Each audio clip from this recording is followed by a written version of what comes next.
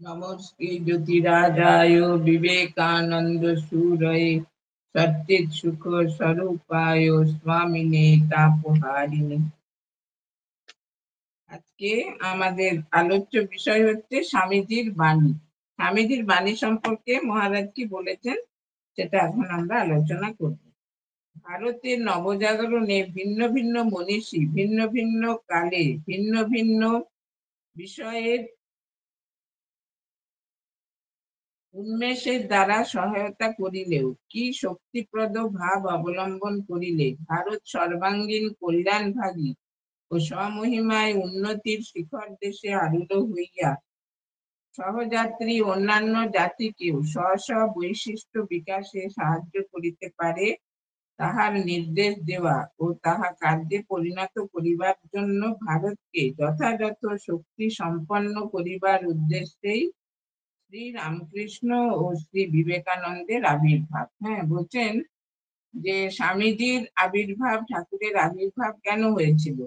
ভারতের নবজাগরণে অনেক মনীষীর অবদান আছে, কিন্তু সব দিক থেকে ভারতের সর্বাঙ্গীন কল্যাণের জন্য, শুধু ভারতের কল্যাণ নয় সারা পৃথিবীর কল্যাণের জন্য এই যে মানে চিন্তা ভাবনা করা, সেটা ঠাকুর আর স্বামীজি সব থেকে বেশি করেছেন। বলছেন যে যথাযথ শক্তি সম্পন্ন করবার উদ্দেশ্যেই শ্রী রামকৃষ্ণ ও শ্রী বিবেকানন্দের আবির্ভাব। ভবিষ্যৎ ভারতী ইহার সাক্ষ্য দিবে। যুক্তি দেওয়া অবান্তর।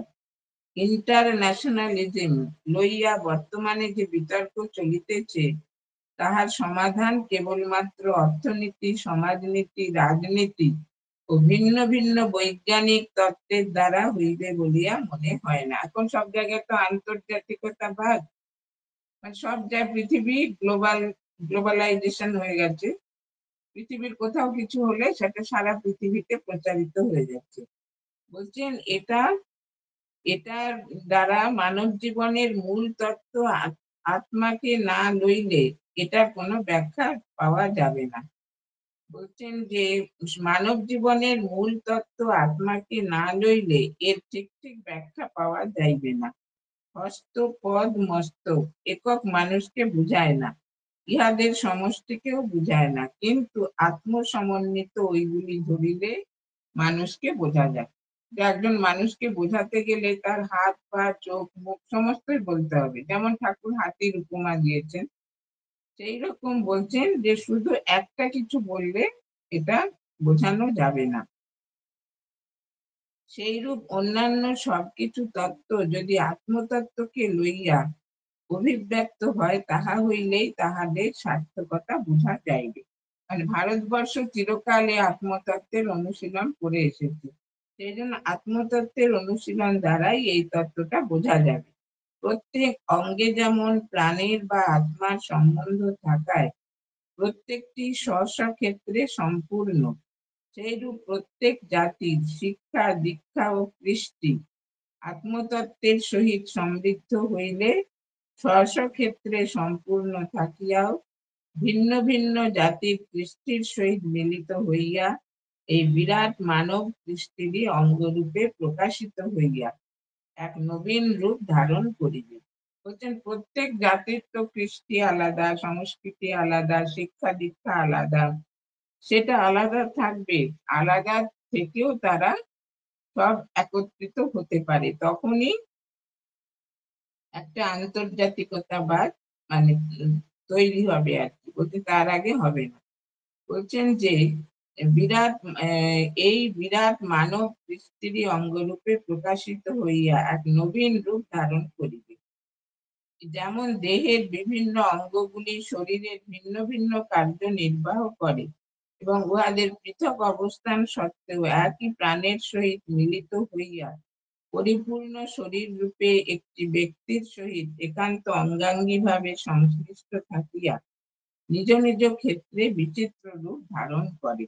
শরীরে দেখুন প্রত্যেক অঙ্গ প্রত্যঙ্গের সঙ্গে আত্মার যোগ আছে, তবে সেগুলো কাজ করছে। সেই রকম এই আত্মতত্ত্ব যদি প্রত্যেক দেশের সংস্কৃতি কৃষ্টি তার ঐতিহ্য তার সঙ্গে যদি মিশে যায়, তখনই একটা মানে পরিপূর্ণ সর্বাঙ্গীন মানব কল্যাণ সাধিত হবে। জাতির সাত্ত্বিক, রাজসিক ও তামসিক গুণভেদে দেশের কৃষ্টিরও ভেদ হইয়া থাকে। জাতি যখন উচ্চ সাত্ত্বিক গুণসম্পন্ন হয়, তখন উচ্চ কৃষ্টির বিকাশ হয়, তখন দেশের ব্রাহ্মণ যুগ বলা হয়। বলছেন যে সাত্ত্বিক, রাজসিক, তামসিক, এই তিনটে গুণ তো আছে, আপনারা জানেন, গুণত্রয় ভেদ গীতাতে আপনারা পড়েছেন। বলছেন যখন কোনো একটা জাতির এই সাত্ত্বিক গুণটা বেশি হয়, তখন তার হচ্ছে ব্রাহ্মণ যুগ। যখন রজস শক্তির প্রাধান্য হয়, তখন দেশে ক্ষত্রিয় যুগ। এ যুগে কৃষ্টি উদার ভাব সম্পন্ন হয়। যখন রজস্তম গুণ জাতির প্রধান ভাব হয়, তখন সেই দেশের বৈশ্য যুগ। তাহলে প্রথমে যখন সাত্ত্বিক ভাবটা বেশি হবে, তখন ব্রাহ্মণ যুগ।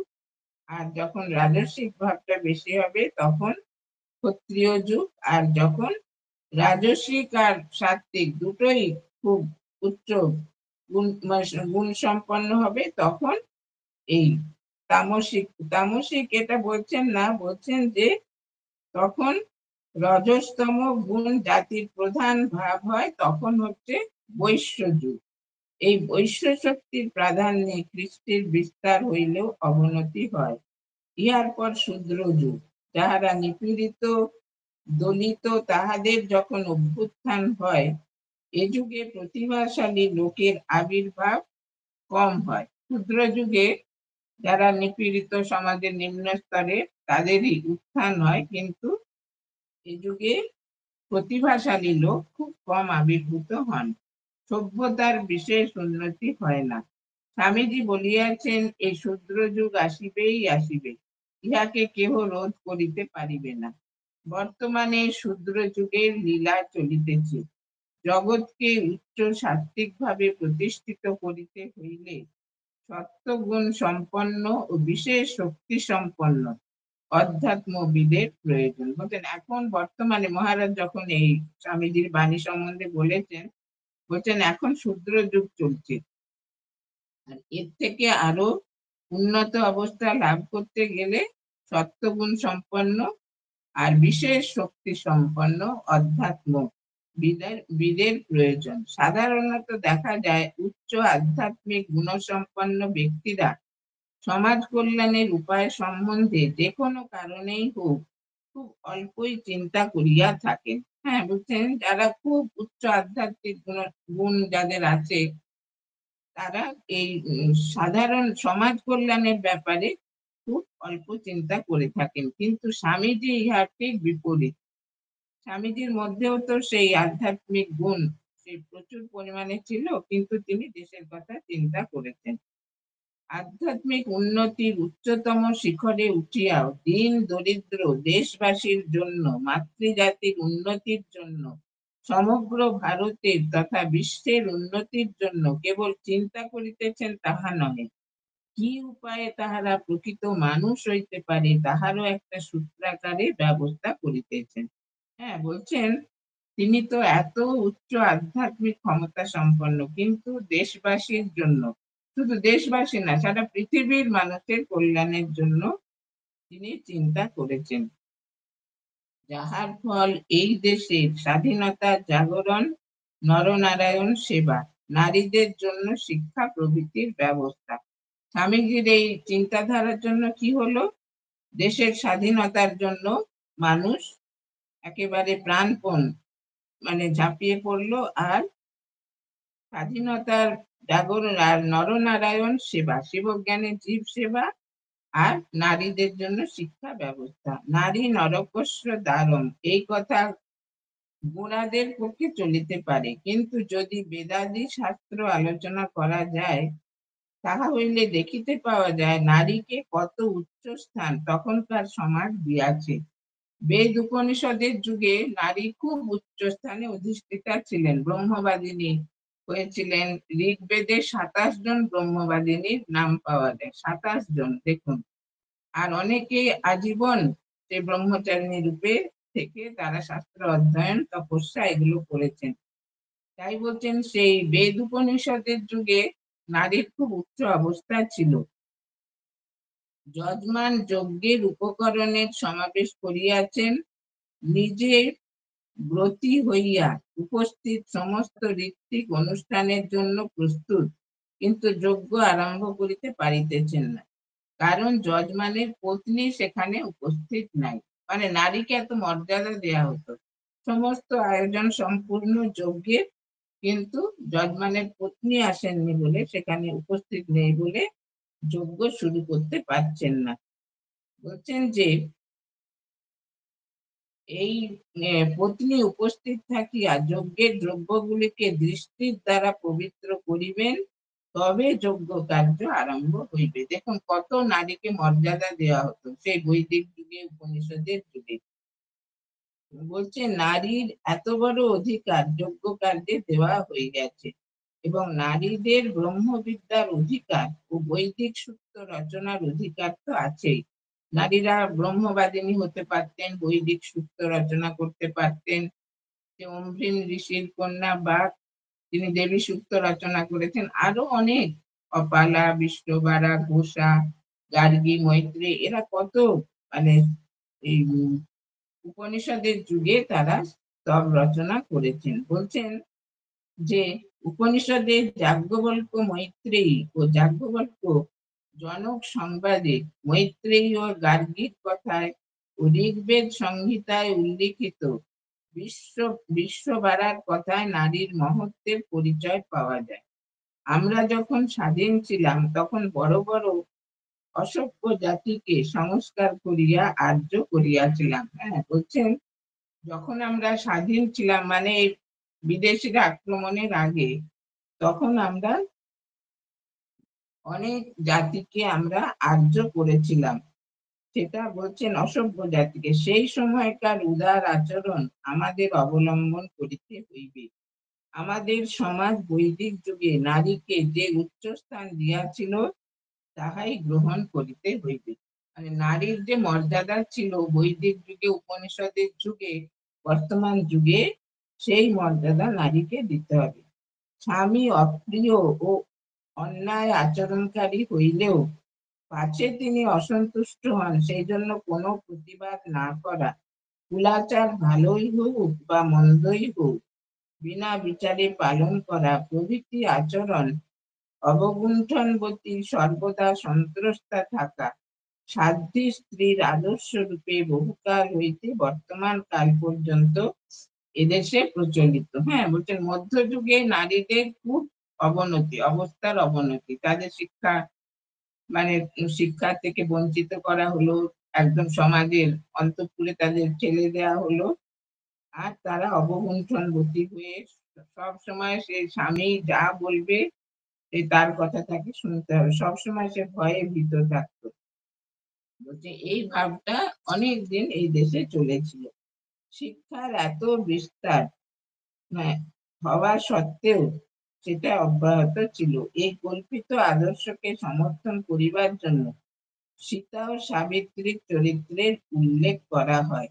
যে সীতা যেমন পতিব্রতা ছিলেন, সাবিত্রী যেমন সে জমালয়ে গিয়ে তার পতিকে ফিরিয়ে এনেছিলেন, তার মেয়েদের বলা হতো তোমরা সীতা সাবিত্রীর মতো হবে। রামায়ণ মহাভারত পাঠে কিন্তু অন্যরকম দেখা যায়। স্বামী অল্পায়ু জানিয়াও পূজনীয়দের নিষেধ না শুনিয়া সাবিত্রী স্বয়ং সত্যবানকে বিবাহ করিলেন। হ্যাঁ, রামায়ণ মহাভারতের যুগে কি দেখা যায় যে মেয়েরা খুব মানে শক্তিময়ী আর মর্যাদা সম্পন্ন। তিনি জানতেন যে সত্যবানের আয়ু নেই বেশি, তবু তিনি, তার আত্মীয় স্বজনরা সবাই বারণ করেছে, তবু তিনি যে সত্যবানকেই বিবাহ করিলেন। শ্রী রামচন্দ্রের কোনো আচরণ অন্যায় বোধ করিলে সীতা তখনই তাহার প্রতিকার করিতে সংকোচ বোধ করেন নাই। সীতা দেবী রাম মানে রামময় জীবিতা, কিন্তু রামচন্দ্রের কোনো আচরণ যদি তার চোখে মানে অন্যায় ঠেকতো, তাহলে তিনি সেটা বলে দিতেন। কাম্যক বনে ব্রহ্মর্ষি, রাজর্ষি প্রভৃতি সকলে সমবেত। দ্রৌপদী নিঃসংকোচে ধর্মরাজ যুধিষ্ঠিরকে জিজ্ঞাসা করিতেছেন, ধর্মরাজ, তোমার এইরকম পাশা খেলায় মতি হইল কেন? পাশা খেলার পরে পরে পাশা খেলার পরই তো এই পাণ্ডবরা তারা সব বনবাসে গেলেন, মানে সর্বশান্ত হয়ে গেলেন। তাই দ্রৌপদী বলছেন কাম্যক বনে ব্রহ্মর্ষি রাজর্ষি সবাই আছেন।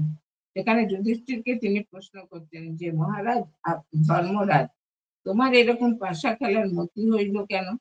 ধর্মরাজ তখন এই তীক্ষ্ণ প্রশ্নের উত্তরে বলিতেছেন, আমার মোহ হইয়াছিল, আমি মোহগ্রস্ত হয়েছিলাম, সেই জন্য আমি এইরকম পাশা খেলায় মানে যুক্ত হয়েছিলাম।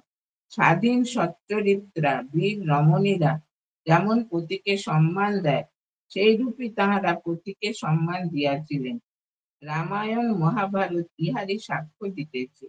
এই আদর্শ যে কোনো কারণেই হোক আমরা ভুলিয়া গিয়াছি। হ্যাঁ, মহারাজ বলছেন যে রামায়ণ মহাভারতের যে আদর্শ, মানে নারীরা মহীয়সী, তারা কোনো অন্যায়কে সমর্থন করতেন না। কিন্তু এই পরবর্তীকালে বিদেশির আক্রমণে দেশের সংস্কৃতি কৃষ্টি সব পরিবর্তিত হয়ে গেল। তখন আমাদের সে ঐতিহ্য আমরা ভুলে গেলাম। নারীকে পুনরায় জাগ্রত করিতে হইবে। জাতিকে জাগ্রত করিতে হইলে কেবল পুরুষের জন্য উন্নতির বিধান করিলেই হইবে না, নারীরও উন্নতির বিধান করিতে হইবে। এটা বলছেন দেশের উন্নতি করতে গেলে নারীদেরও উন্নতি প্রয়োজন, তাদেরও শিক্ষা দিতে হবে। স্বামীজি যেমন বলতেন, এক পক্ষে পক্ষীর উত্থান সম্ভব নয়। এক পক্ষে একটা পাখির যদি একটা ডানা সবল হয়, একটা দুর্বল হয়, সে উঠতে পারে না। দুটোই সবল হতে হবে। সেরকম সমাজে শুধু পুরুষরা শিক্ষিত হলে হবে না, মেয়েদেরও শিক্ষা দিতে হবে। বলছেন যে পাখি যখন ওড়ে দুইটি ডানারই সাহায্য নিয়া ওড়ে, একটি ডানার সাহায্যে হয় না। জাতির প্রধান দুই অঙ্গ পুরুষ ও নারী। পুরুষ ও নারী তারা উহার উন্নতি বিধান করিতে হইলে উভয়েরই উন্নতি সমভাবে করা প্রয়োজন। কিন্তু এই জাতির এত হীন দশা হইল কেন? তাহার কারণ আমরা নারী জাতির শিক্ষার কোনো ব্যবস্থা করি নাই। মানে মধ্যযুগে নারীদের অবস্থা এত খারাপ ছিল যে তাদের শিক্ষা থেকে একেবারে বঞ্চিত করা হয়েছিল। এই ত্রুটির ফলে আমাদের অবনতি হইয়াছে।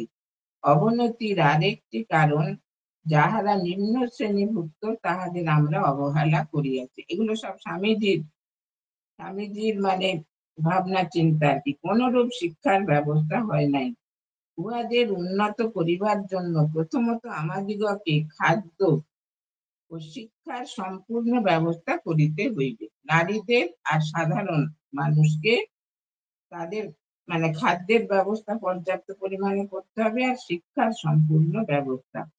স্বামীজি বলিয়াছেন, যদি ব্রাহ্মণের শিক্ষার জন্য একজন শিক্ষকের প্রয়োজন হয়, তাহা হইলে দরিদ্রের জন্য 10 জন শিক্ষকের প্রয়োজন হইবে। হ্যাঁ, স্বামীজির এটা ধারণা, মানে তিনি তার এটা মত ছিল যে ব্রাহ্মণ তো অনেক দিক থেকে সুবিধা পায়, তারা অনেক উন্নত, সমাজের উন্নত কৃষ্টি সম্পন্ন, তাদের সন্তানের জন্য যদি একজন শিক্ষকের দরকার হয়, তাহলে যারা নিম্ন শ্রেণী তাদের জন্য 10 জন শিক্ষকের প্রয়োজন।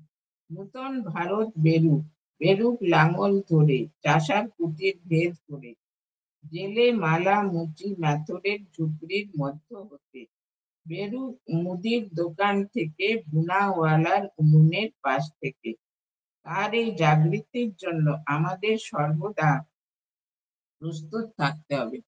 হ্যাঁ, এটা স্বামীজি বলেছেন যে সবাইকে এটা সর্বান্তঃকরণে গ্রহণ করতে হবে। নারী সম্বন্ধে শ্রী রামকৃষ্ণের জীবন ইতিহাসে কি দেখি তাহাও বুঝিতে হইবে।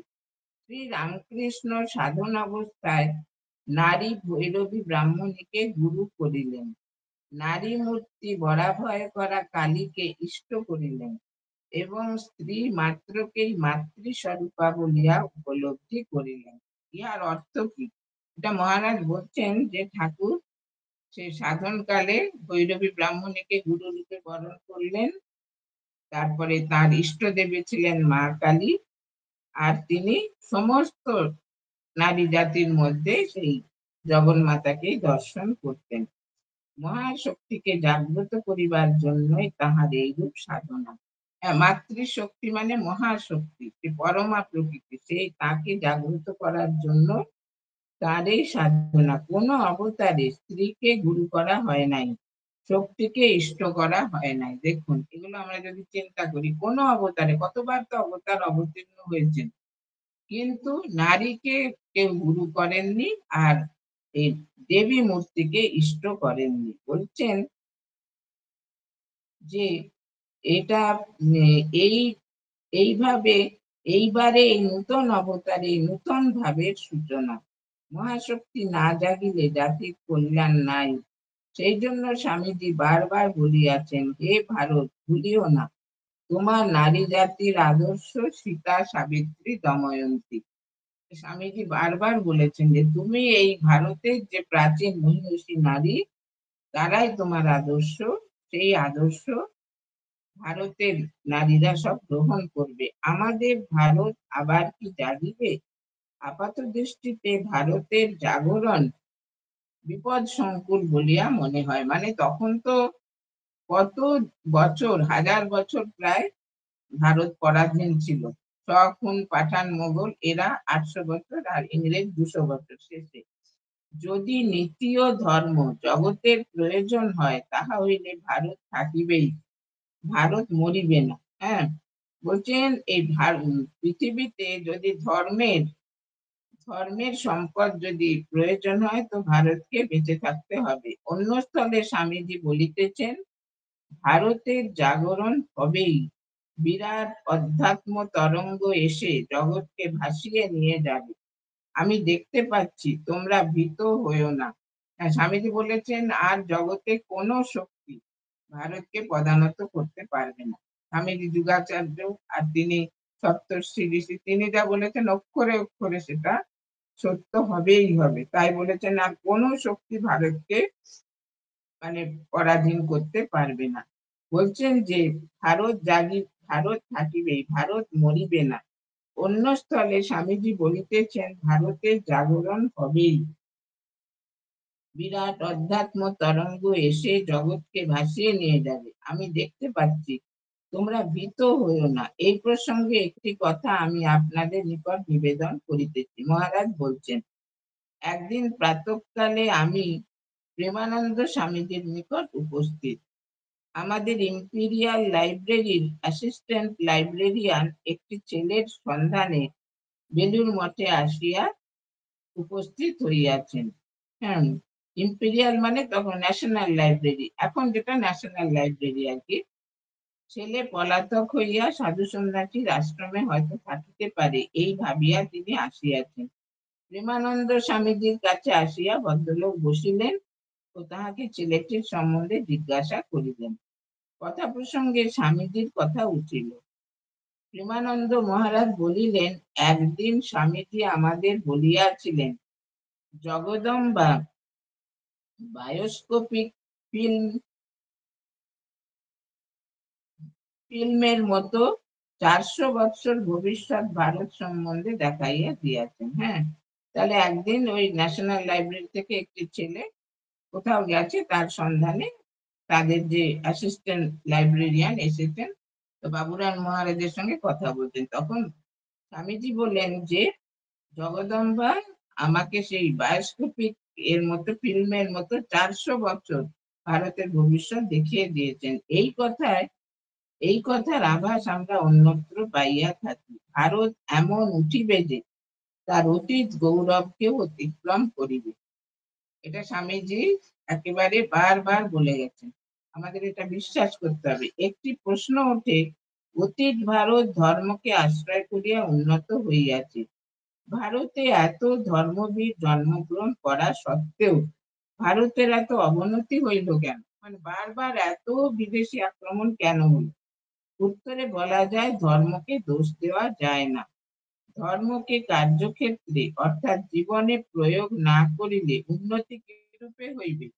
হ্যাঁ, এই যে বেদ বেদান্ত উপনিষদের যে আধ্যাত্মিক চেতনা আছে, সেটা যদি আমরা জীবনে গ্রহণ না করি, তাহলে আমাদের জীবন কি করে পরিবর্তিত হবে? সেটাই মহারাজ বলছেন। ভারত বহুকাল সমগ্রভাবে ধর্মকে জীবন উপযোগী করে নাই, সুতরাং ফলও পায় নাই। হ্যাঁ, বলছেন সব বনের বেদান্ত বনেই ছিল। স্বামীজি বলছেন আমি বনের বেদান্তকে ঘরে ঘরে প্রচার করব। হ্যাঁ, যাতে শিক্ষক, ছাত্র, গৃহবধূ, বৈজ্ঞানিক, ঐতিহাসিক প্রত্যেকে এটা জীবনে কার্যকরী করতে পারে। বলছেন ঔষধ সেবন রোগী যদি না করে রোগ কখনো দূর হয় না। হ্যাঁ, যে ভারতের যে সমস্যা সেটাকে তো দূর করতে হবে। সেটা যদি না করে তাহলে কি হবে? মানে রোগ সারবে না। উহাতে দোষ কাহার? ঔষধের না ডাক্তারের? কেবল রোগীর দোষ। হ্যাঁ, রোগীর দোষ। রোগী তো ঠিক মতো খাচ্ছে না। অতএব ধর্মানুষ্ঠান না করায় দোষ আমাদের। ধর্মের উপর এরূপ আক্ষেপ আমরা বহু শুনিতেছি। হ্যাঁ, ধর্মকে আমরা পাশ্চাত্য প্রভাবে একেবারে জীবন থেকে বাদ দিয়ে দিলাম। তার ফলে কি হলো? আমাদের দেশের এই অবনতি হলো। ইতিহাস সম্বন্ধে যাহার জ্ঞান আছে তিনি জানেন যে ভারতবর্ষের শাসকেরা ধর্মভাব গ্রহণ করিয়া দেশের সংস্কৃতির উন্নতি করিয়াছেন। শ্রী বুদ্ধের উদার ভাবের প্রেরণায় তাহার পরবর্তীকালে ভারতে এক বিরাট সভ্যতার সৃষ্টি হইয়াছিল, যাহার মহিমা আজ পর্যন্ত আমরা অনুভব করিতেছি। হ্যাঁ, আজ থেকে 2500-3000 বছর আগে বুদ্ধদেবের আবির্ভাব, কিন্তু তার আবির্ভাবে এমন মানে দেশের উন্নতি হয়েছিল যে শিক্ষা, তারপরে সংস্কৃতি, ইতিহাস সমস্ত দিকে দেশের উন্নতি হয়েছে, এখনো সেটা চলছে। বৈদিক যুগে রাজারা নিজে ধর্মালোচনা ও অনুষ্ঠান করিতেন ও ঋষিদের দ্বারা অনুপ্রাণিত হইয়া রাষ্ট্র, সমাজ শাসন এবং শিক্ষা বিস্তার করিতেন। বৈদিক যুগেও কি দেখা যায়? রাজারা খুব ন্যায়নিষ্ঠ ভাবে নৈতিকতার সঙ্গে রাজ্য পালন করতেন। আবার তাদের যখন বয়স হয়ে যেত তারা বানপ্রস্থে চলে যেতেন। ঋষিদের কাছে তারা পরামর্শ নিতেন। বলছেন যে এটা এই ঋষিদের দ্বারা অনুপ্রাণিত হইয়া রাষ্ট্র, সমাজ শাসন এবং শিক্ষা বিস্তার করিতেন। শ্রী রামচন্দ্র অধ্যাত্ম বীর ও শাসক, শ্রীকৃষ্ণ অধ্যাত্ম বীর ও রাজন্য বর্গের চালক। যখন আমরা স্বাধীনতা হারাইলাম তখন রাষ্ট্রীয় সামাজিক বন্ধন শিথিল হইল। তখন হিন্দু জাতিকে ঐক্যবদ্ধ করিয়া তাহার সংস্কৃতি রক্ষা করিলেন তাহারা। হ্যাঁ, বলছেন রাজাই তো দেশের সংস্কৃতিকে রক্ষা করবেন, কিন্তু যখন আমরা পরাধীন হলাম তখন আমাদের এই রাজন্য বর্গের সব ক্ষমতা চলে গেল। তখন সামাজিক বন্ধন সব শিথিল হয়ে গেল। বলছেন সেই সময় ভিন্ন ভিন্ন দেশে ও কালে ধর্মবীরেরা শ্রী নানক, কবির, তুলসীদাস, দাদু, তুকারাম, শ্রী গৌরাঙ্গ প্রভৃতি জাতি গঠনকারী রূপে আবির্ভূত হইয়াছিলেন। ধর্মবীরেরাই ভারতের প্রকৃত নেশন বিল্ডার। হ্যাঁ, বলছেন যখন ভারতের এইরকম শোচনীয় অবস্থা তখন এই বড় বড় ধর্মবীর আবির্ভূত হয়েছিলেন। নানক, কবির, তুলসীদাস, দাদু, তুকারাম, গৌরাঙ্গ এরকম আরো অনেকে, তারাই ধর্মটাকে ধরেছিলেন। ধর্ম বলিতে কতগুলি অনুষ্ঠান বা কোনরূপ বাহ্যিক চিহ্ন ধারণ প্রভৃতিকে বোঝায় না। ধর্মের অর্থ যে বস্তু ধরিয়া থাকে। হ্যাঁ, ধর্ম হচ্ছে আমাদের ধরে আছে, সত্যই সকলকে ধরিয়া থাকে, অতএব সত্যই ধর্ম। হ্যাঁ, সত্যই ধর্ম। বলছেন যে এই সত্যকে শাস্ত্র চৈতন্য বা আনন্দ স্বরূপ বলিয়াছেন। ইহাই আত্মা, যে সচ্চিদানন্দ স্বরূপ, সচ্চিদ আনন্দ স্বরূপ। সেই সত্যকে ধরে থাকতে হবে। বলছেন যে আত্মশক্তি মানুষের শারীরিক ও মানসিক কার্যসমূহকে নিয়ন্ত্রিত করিয়া তাহাকে দেবত্বে উন্নীত করে তাহাই ধর্ম। তাহলে ধর্ম কাকে বলে? যে আত্মশক্তি, আত্মশক্তি হচ্ছে ধর্ম। সেটা কি করে? মানুষের শারীরিক ও মানসিক কার্যসমূহকে নিয়ন্ত্রিত করে, কন্ট্রোল করে মানুষকে দেবত্বে উন্নীত করে, সেটাই হচ্ছে ধর্ম। হ্যাঁ, বলছেন সমস্ত চিন্তা ও কার্যের মধ্যে আনন্দ স্বরূপ আত্মা পরিস্ফুট হইলেই মানুষ আত্মজ্ঞ হয়। মানে মানুষের প্রত্যেক কাজের মধ্যে যদি সেই আত্মশক্তি জাগ্রত হয় তখনই সে আত্মজ্ঞ হয়, শিব হয়। এই শিব হওয়াই ধর্ম, মানে জীব থেকে শিব হওয়া। এটা বলছেন যে বিধি নিষেধ শাস্ত্রীয় অনুষ্ঠান প্রভৃতি মনকে নির্মল করিতে সাহায্য করে বলিয়া উহাও ধর্ম। যে বাহ্যিক যে সমস্ত আচার অনুষ্ঠানে গঙ্গা স্নান করা, গীতা পাঠ করা, পূজা অর্চনা করা, জপ ধ্যান করা, এগুলো আমাদের জীবনকে নিয়ন্ত্রিত করে, সুতরাং এগুলো ধর্ম। সাধারণ মানুষ মাত্রেই প্রকৃতির দাস। এই এই প্রবৃত্তিকে বিষয়ের দিকে চালিত হইতে না দিয়া যাহাতে আত্মার দিকে চালিত করা যায়, সেই জন্য শাস্ত্রের বিধিনিষেধের প্রয়োজন। সাধারণ মানুষ হচ্ছে প্রবৃত্তির দাস। সেই মানে ভাবনাটাকে সেই আত্মচিন্তার দিকে ঘুরিয়ে দিতে হবে। বলছেন সেই জন্যই বর্ণাশ্রম ধর্ম। স্বাধীন অবস্থায় প্রত্যেক স্তরে মানুষ স্ব স্ব আদর্শ অনুগামী স্বভাবত কর্মগুলি করিত বলিয়া তাহাদের মধ্যে দৃঢ়তা ও তেজ বৃদ্ধি পাইত। যেমন ব্রাহ্মণ পূজা অর্চনা এগুলো করতেন, শাস্ত্র পাঠ, ক্ষত্রিয় দেশকে রক্ষা করা, তার মধ্যে সেই তেজের ভাবটা প্রকাশ পেত। হ্যাঁ, বলছেন এবং তাহারা অধ্যাত্ম বিদ্যার অধিকারী হইত। কিন্তু কালক্রমে এই বিষয়ে শিথিল হওয়ায় এবং সেই তেজ বীর্যের অভাব হওয়ায় ভারত পরাধীন হইল। কালক্রমে সে বর্ণাশ্রম ধর্ম উঠে গেল, তখন ভারতও দুর্বল হয়ে গেল। আত্মিক শক্তির উপর বিশ্বাস পুনরায় আনয়ন করিতে হইবে। সেই আত্মা বা ঈশ্বর অনন্ত শক্তি সম্পন্ন আমার ও প্রত্যেকের মধ্যে রহিয়াছেন। সে আত্মশক্তি প্রত্যেকের মধ্যে আছে। তাই বলছেন যে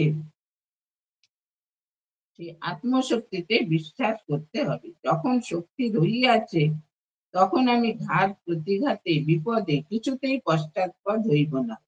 এইভাবে অনুপ্রাণিত হইলে জীবনের ভিন্ন ভিন্ন স্তরে ও ভিন্ন ভিন্ন বৃত্তিতে অবস্থিত নরনারী সেই সেই বৃত্তির অনুষ্ঠান তো করিতে পারিবেই, এমনকি উহা যথাযথ করিলে অধ্যাত্ম সম্পদেরও অধিকারী হইবে। হ্যাঁ, মানুষ যদি এটা বিশ্বাস করে যে আমার মধ্যে সে অনন্ত শক্তি আছে, তাহলে সে কখনোই সে হতাশ হবে না। সে যে কোনো পরিস্থিতিতে তার মোকাবিলা করতে পারবে। বর্তমান কালে সব দেশেই দুর্নীতির প্রকোপ সমাজের নানা স্তরে দেখা গিয়েছে। এটা তো আপনারা সকলেই দেখতে পাচ্ছেন, সেটা আর মানে বলার কোনো প্রয়োজন নেই। সমাজবিদ, শিক্ষাবিদ ও অন্যান্য চিন্তাশীলেরা ইহা প্রতিকারের জন্য বিশেষ চিন্তান্বিত। যারা সমাজের কল্যাণ চান তারা এর জন্য খুবই চিন্তান্বিত। কেহ কেহ শিক্ষার বিষয়বস্তুর মধ্যে যাহাতে উদার ধর্মভাবের বিষয় নির্দিষ্ট হয়, তাহার জন্য চেষ্টা করিতেছেন। তাহারা বলিতেছেন ধর্মবিহীন শিক্ষায় উচ্চ আদর্শ মনে প্রতীত হয় না। আমি কি যেটা বলেছিলাম যে শিক্ষা দিতে হবে ধর্মকে ভিত্তি করে, তবেই সেটা মানে যারা শিক্ষা পাচ্ছে তাদের মনে সেটা মানে গ্রথিত হয়ে যাবে। তাই বলছেন কি যে এটা নানা বস্তুর জ্ঞান হইলেই প্রকৃত মানুষ হওয়া যায় না। প্রকৃত মানুষ হইতে হইলে উদার ধর্মভাবের প্রয়োজন। ধর্মের বন্ধন শক্তি অন্য শক্তি অপেক্ষা দৃঢ়। হ্যাঁ, ধর্মকে ভিত্তি করে যে আমাদের যেমন ওই প্রাচীনকালে গুরুকুল প্রথা, সেটা কত তারা তাদের জীবনটাই তৈরি হয়ে যেত। ব্রহ্মচর্য, গার্হস্থ্য, বানপ্রস্থ, সন্ন্যাসী চারটে অবস্থার মধ্যে দিয়ে তারা যে যেত, ছাত্ররা তাদের জীবনই তৈরি হয়ে যেত। বলছেন এই বিষয়ে আরেকটি দিক আছে, সেইটি হইতেছে সর্বজনীনতা। ঠিক ঠিক সর্বজনীনতা আসে যখন মানুষের মন নিজ গণ্ডি বা সীমা ও সংস্কারকে অতিক্রম করিতে পারে। সর্বজনীনতা মানে সকলের জন্য সেই যে সেই ধর্মের ভাব বা সেই সমাজ কল্যাণমূলক ভাব, সেটা বলছেন যে বাহিরের নিয়মে ইহা আসে না। মানুষ পরের জন্য যত হৃদয়ে অনুভব করে, তত সে সংস্কারের সীমা অতিক্রম করে। সেখানে জাতি, আচার, পোশাক, খাদ্যনীতি প্রভৃতি উড়িয়া যায়। কেননা সে তখন মানুষের প্রকৃত সত্তায় বা প্রেমে অবস্থিত। হ্যাঁ, তখন বলছেন যে এই ভাব যত আসিবে ততই ইউনিভার্সালিজম ইন্টারন্যাশনালিজম হইবে, অন্যথা নহে। বলছে সবাইকে যখন আমি আমারই আত্মার আত্মীয় বলে মনে করতে পারবো, তাদের কল্যাণের জন্য চেষ্টা করতে পারবো, তখনই আমি ঠিক ঠিক মানুষ হব, আর তাতে সারা পৃথিবীর কল্যাণ হবে। আমি কেন দরিদ্রদের প্রতি সহানুভূতি দেখাইব, ইহার উত্তর ইকোনমিক্স বা পলিটিক্স দিতে পারিবে না। হ্যাঁ, ইকোনমিক্স বা পলিটিক্স দ্বারা আমরা মানে ইয়ে করতে পারবো না, বলতে পারবো না যে আমি কেন দরিদ্রদের সহায়তা করব। উহারা অর্থের ও সাম্যের উপযোগিতার দ্বারা সহানুভূতি বুঝাইতে পারে, ইহাতে প্রকৃত সহানুভূতি বুঝানো যায় না। ভালোবাসায় নিজেকে পরের সঙ্গে একীভূত করিলে তখনই উহা বুঝা যায়। হ্যাঁ, যখন অপরকে ভালোবেসে তার সুখ দুঃখটা আমি অনুভব করতে পারবো, তখনই সেটা আমি করতে পারবো। প্রেমিক প্রেমাস্পদের জন্য, উদার প্রকৃতি ব্যক্তি পরের দুঃখ কষ্টের জন্য, জ্ঞানী সত্যের জন্য এত প্রিয় প্রাণকেও বিসর্জন দেয়। বলছে এরা কেন দেয়, এটা এরা সেটা ভালোবাসে। সেই জন্য স্বামীজি বলিয়াছেন, জীবে প্রেম করে যেই জন সেই জন সেবিছে ঈশ্বর। এই যে বহু রূপে সম্মুখে তোমার ছাড়ি কোথা খুঁজিছ ঈশ্বর, জীবে প্রেম করে যেই জন সেই জন সেবিছে ঈশ্বর। এটা স্বামীজির একটা নূতন নূতন ধারণা, নূতন মতবাদ, সকলের জন্য, সবাই এটা অনুশীলন করতে পারে। বলছেন আমার আত্মা ও পরের আত্মা এক, সেই জন্য এত টান, ভুলবশত শরীর বোধ আলাদা করিয়া দিতেছে। যখনই একাত্ম বোধ জাগিতেছে তখনই প্রেম সহানুভূতি। যখনই আমি অন্যের সঙ্গে একত্ব বোধ অনুভব করতে পারবো, তখনই আমার মনে সহানুভূতি জাগবে, তার আগে কিন্তু জাগবে না। তার আগে সব বিভেদ, পৃথক, সে আলাদা আমি আলাদা এরকম। দুনিয়ার মজদুর এক হও বলিলেই সকলে এক হয় না। এতই যদি মজদুরের জন্য প্রাণ কাঁদিয়া ওঠে, তাহা হইলে রুশ কি হাঙ্গেরিকে আক্রমণ করিতে পারে? এই জগতে কত যুদ্ধ হয়েছে, সেইগুলো এখনো তার এটা চলছে। তাই বলছেন যে দুনিয়ার মজদুর এক হও, এটা মুখে বললে হবে না, সেটা আচরণে প্রকাশ করতে হবে।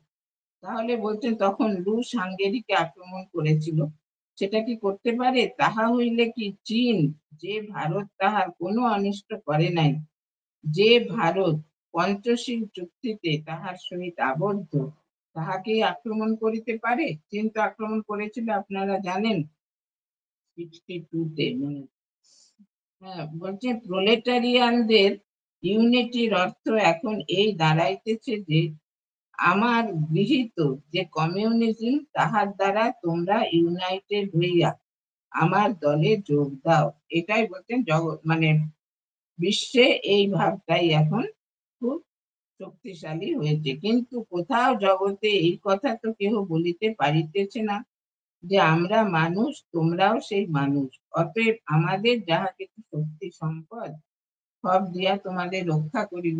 হ্যাঁ, এই যে উদার ভাবটা তো কেউ বলছে না, এটাই তিনি বলছেন। খবরদার, দিন দরিদ্রকে কেহ নিষ্পেষিত করিতে পারিবে না। যখন দরিদ্র নিষ্পৃষ্ট হইতেছে, তখন তো তাহাদের কোনো সহায়তার কথা শোনা যাইতেছে না। হ্যাঁ, যখন উচ্চ বর্ণ নিম্ন বর্ণের উপর অত্যাচার করছে, তখন তো তাদের কেউ রক্ষা করছে না। তখন সেই সমাজে সেই অবস্থা ছিল, সেটা বলছেন মহারাজ। ভারতবাসী কিন্তু বলিতেছে সকলেই উন্নত হোক। যখনই দরকার হইয়াছিল কঙ্গোতে, তখনই ভারতবর্ষ গেল, অন্য সকলে শেষে সরিয়া পড়িল। ভারতবাসীর ভাব এই যে উহারা আমাদের মতো নিপীড়িত, উহাদিগকে রক্ষা করিতে হইবে। এই তো বেদান্ত। বেদান্ত মানে কি? সকল জাতি, সকল নারী, সকল পুরুষকে একাত্ম রূপে ভাবা ও সেইরূপ আচরণ করা। বেদান্ত মানে সবার মধ্যে সে এক এক আত্মা বিরাজমান, সর্বং কল্লিদং ব্রহ্ম, জীব ব্রহ্মৈব না পর। সেই জন্য প্রত্যেকেই আমার আত্মস্বরূপ, কেউ পৃথক নয়, সে যে কোনো দেশের মানুষ হোক।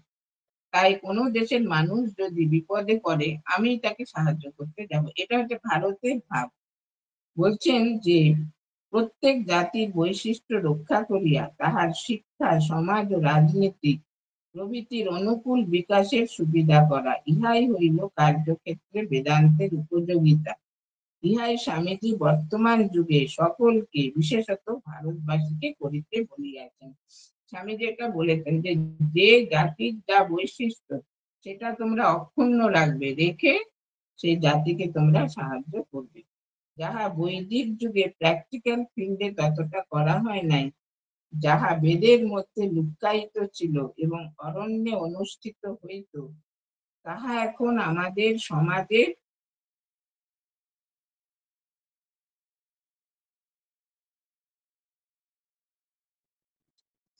সমাজের প্রত্যেক কাজের মধ্যে আনিতে হইবে। এটাই স্বামীজির মত ছিল আর কি। ইহা কবি কল্পনা নহে, ইহা হইবেই। যুগ প্রবর্তক যখন নিজে বলিয়াছেন তখন ইহা কাজে পরিণত হইবেই। স্বামীজি হইতেছেন যুগ প্রবর্তক, ইংরেজিতে যাকে বলা হয় টাইম স্পিরিট। যেমন জেসাস খ্রাইস্টের কথা, কালে বিশাল হইয়া জগতে প্রভাব বিস্তার করিল। জেসাসের সময় কেহ কি মনে করিতে পারিয়াছিল যে তাহার ভাবে জগতে ওলট পালট হইয়া যাইবে? তদ্রূপ কালে স্বামীজির ভাব জগতে বিস্তৃত হইবেই। হ্যাঁ, এটা মহারাজ বলছেন যে স্বামীজি যেটা বলে গেছেন সেটা কিন্তু হবেই হবে। এটা কেউ এর গতিরোধ করতে পারবে না, কারণ তিনি হচ্ছেন যুগ প্রবর্তক। মানুষ যত সূক্ষ্মের দিকে অগ্রসর হয় তত স্থূল ভেদগুলি লোপ পায়। একত্রে পৌঁছিলে আর বহু ভেদ থাকে না। বিজ্ঞান এতই একত্বের দিকে অগ্রসর হইয়াছে যে এখন চিন্তাশীল লোকের মনে জড় প্রাণী মানুষ প্রভৃতি রূপভেদ প্রায় শূন্য হইয়া এক সত্তায় পর্যবসিত হইবার উপক্রম হইয়াছে।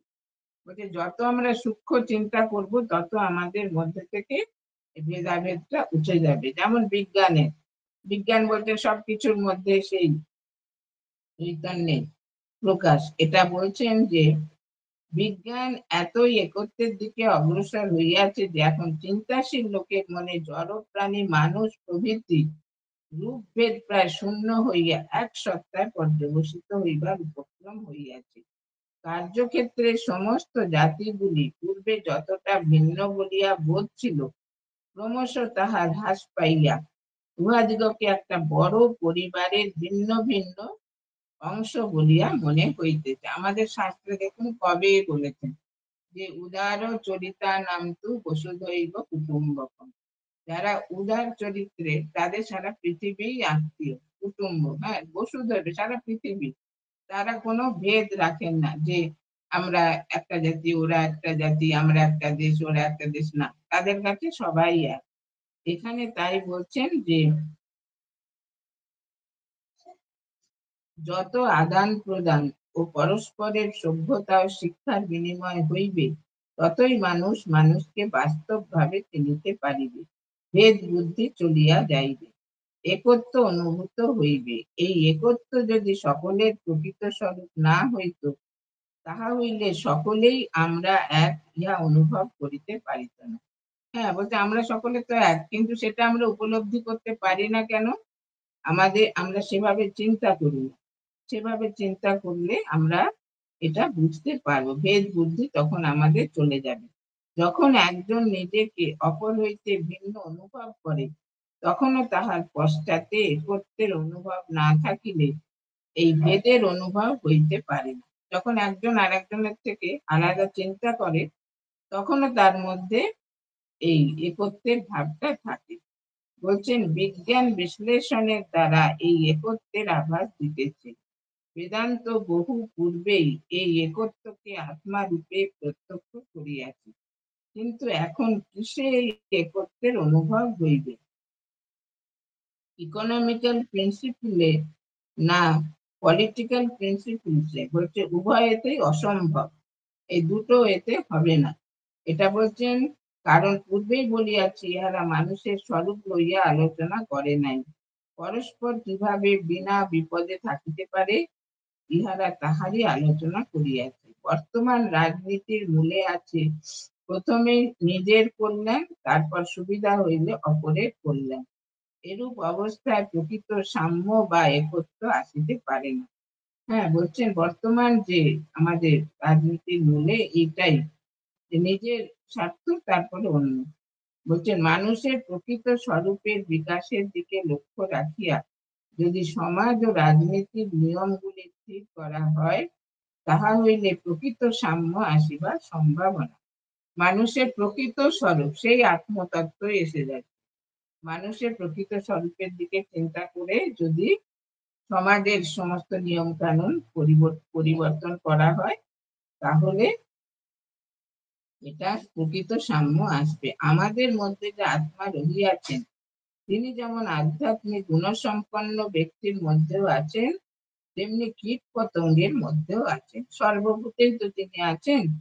সুযোগ সুবিধা এইভাবে প্রণয়ন করিতে হইবে, যাহাতে নিকৃষ্ট জাতি হইতে উৎকৃষ্ট জাতি পর্যন্ত সকলে সমানভাবে সেই চরম সত্য বিকাশে সর্বক্ষেত্রে অধিকার পায়।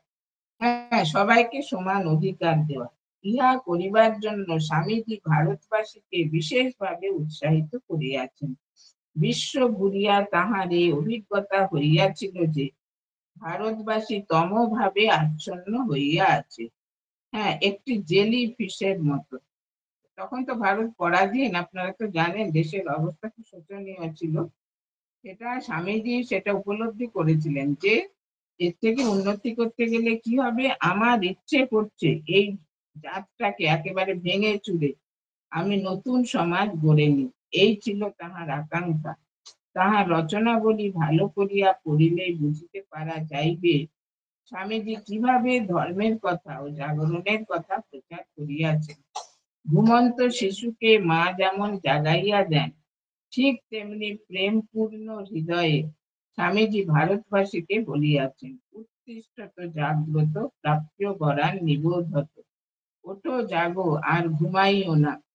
জগৎ আগাইয়া চলিয়াছে, আমরা যে তমগুণে ডুবিতেছি। সম্মুখে জ্বালাময়ী রজস শক্তির প্রকাশ, আর আমরা এই তমনিদ্রায় আচ্ছন্ন। কিভাবে এই তমভাব কাটিবে? আমাদের যাহা আসল জিনিস, ভারতবাসী যে বস্তুকে অবলম্বন করিয়া একসময় স্বাধীন ও জীবন্ত ছিল, সমাজ ও রাষ্ট্র শাসন করিয়াছিল, সেই বস্তুকে ধর্মকে অবলম্বন করিতে হইবে। ধর্মকে অবলম্বন করিয়াই ভারতে বড় বড় কৃষ্টির, অত বড় কৃষ্টির উদ্ভব হইয়াছে।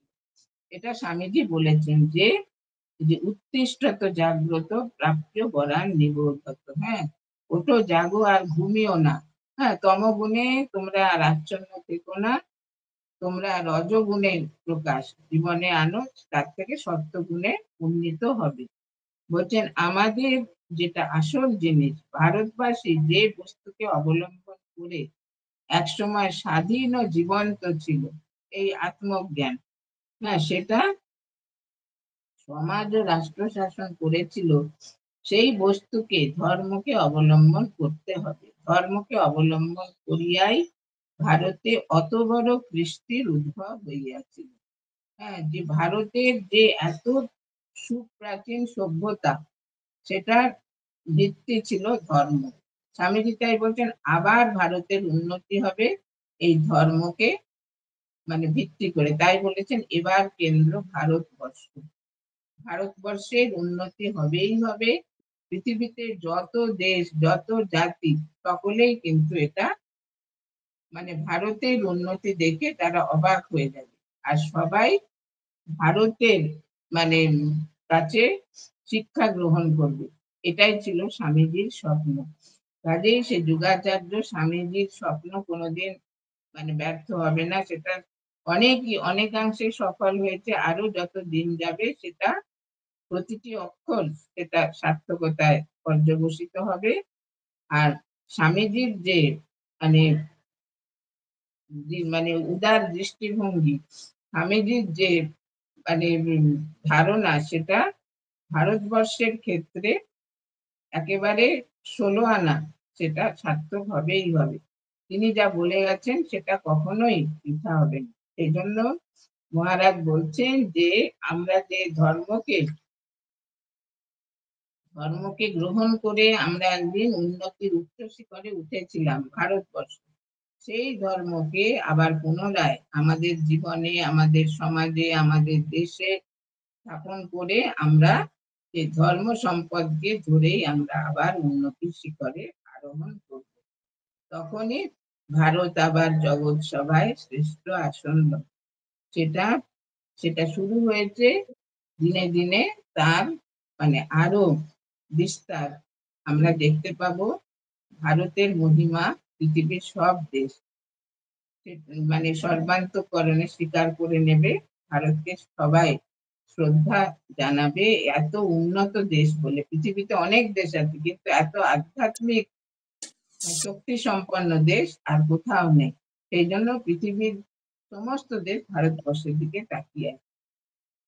সেই যে অধ্যাত্ম সম্পদ, সেটার অনুশীলন আমরা যেন পরিপূর্ণভাবে করতে পারি। আমাদের জীবন যেন এই স্বামীজি যা বলেছেন যে আমরা এই উপনিষদের বাণীকে অবলম্বন করে আমাদের জীবনে যেন সেই মহান ভাব, উদার ভাব অনুশীলন করতে পারি এবং ভারতবাসী বলে যেন নিজেদের পরিচয় দিতে পারি। ভারত মাতার চরণে আমাদের শতকোটি প্রণাম, ঠাকুর মা স্বামীজির শ্রীচরণে আমাদের শতকোটি প্রণাম। তাদের শুভ আশীর্বাদ আমাদের সকলের উপর শতধারে বর্ষিত হোক। আজকে এই প্রার্থনা করে আমি শ্রী রামকৃষ্ণ স্বামী বিবেকানন্দ ধর্ম প্রসঙ্গ এই ক্লাস সমাপ্ত করছি।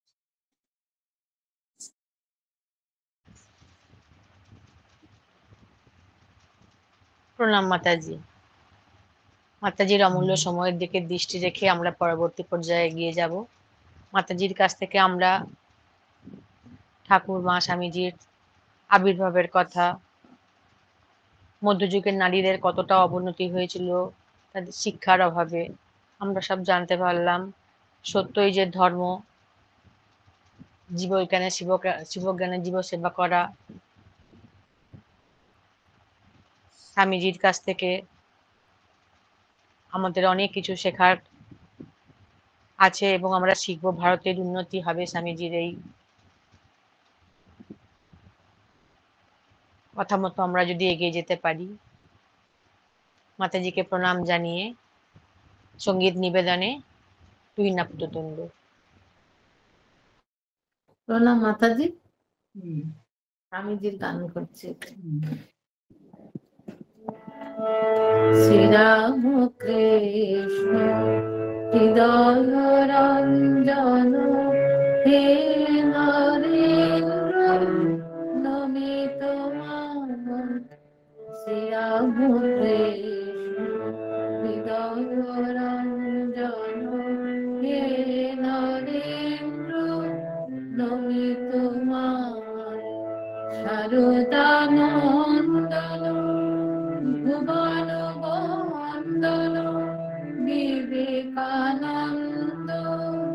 প্রণমী পায় শ্রীরাম কৃষ্ণ হৃদয় রঞ্জন হে নরেন্দ্র নমিত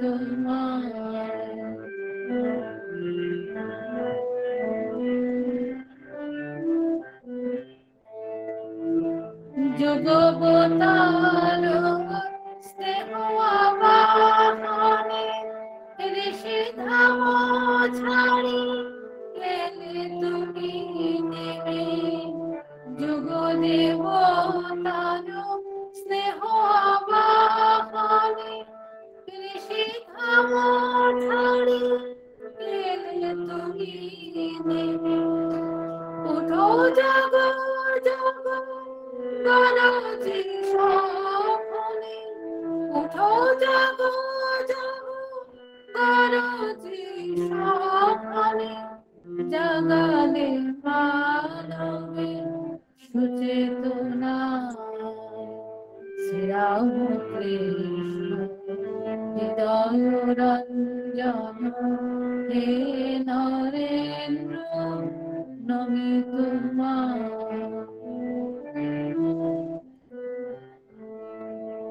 তব দেব শ্রীরাম কৃষ্ণ করিয়া নিত্য অধিষ্ঠান নিরবধি রচিত করুণা আর্ত ধারা করিলা ত্রাণ তব দেব শ্রীরাম কৃষ্ণ করিয়া নিত্য অধিষ্ঠান নিরবধি চিত করুণায় আর্ত ধারা করিলা ত্রাণ হে মোর দেবতা তোমার জীবনে রাম কৃষ্ণ অতুল ভুবনে এত রূপ যেন ধরে না নয়নে এত রূপ যেন ধরে না নয়নে কোটি রতি কোটি মূর্ছা যায় শ্রীরাম কৃষ্ণ হৃদয় রঞ্জন হে নরেন্দ্র নমিত তোমায় শারদানন্দন ভুবন বন্দন বিবেকানন্দ প্রণমি পায় শ্রীরাম কৃষ্ণ হৃদয় রঞ্জন হে নরেন্দ্র নমিত তোমায়।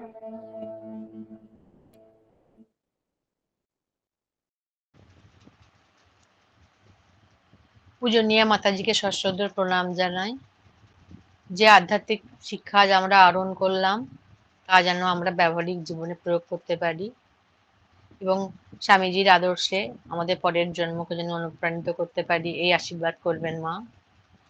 দিব্যত্রয়ী চরণে আপনার দীর্ঘ সুস্থ আধ্যাত্মিক জীবন কামনা করি। আগামী দিনেও এইভাবে উনি আমাদের সমৃদ্ধ করবেন এই প্রার্থনা জানাই। দিব্যত্রয়ী চরণ কমলে প্রণতি জানিয়ে আজকের আলোচনা সভা সমাপ্ত করছি। শিষ্যী মায়ের আশীর্বাদ সকলের উপর বর্ষিত হোক এই প্রার্থনা করি। ওম শান্তি শান্তি শান্তি। হরি ওম তৎসৎ। শ্রীরামকৃষ্ণার্পণমস্তু। জয় ঠাকুর, জয় মা, জয় স্বামীজি মহারাজ। প্রণাম মাতাজি।